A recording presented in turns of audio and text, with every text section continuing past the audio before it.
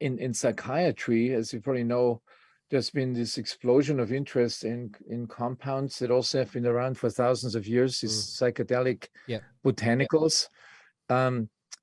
Yeah, I mean, they've been used by natives and indigenous people in the jungles of South America, for literally for thousands of years for healing ceremonies. And now all of a sudden, after they were banned for 50, 70 years, we're finally discovering that the very powerful agents that we now try to apply to many of our intractable medical and psychiatric problems.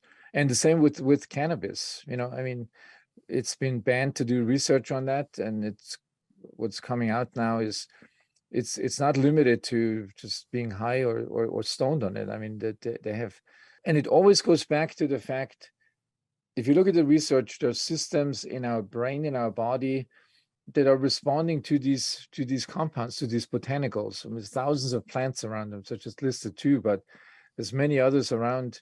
You look at the brain, they have specific receptors for specific, botanical compounds.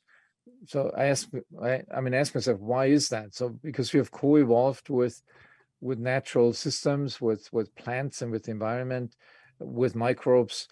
So we have the systems, we just haven't unlocked them. I think we'll see a lot of this coming out in the next 20 years, 10 to 20 years.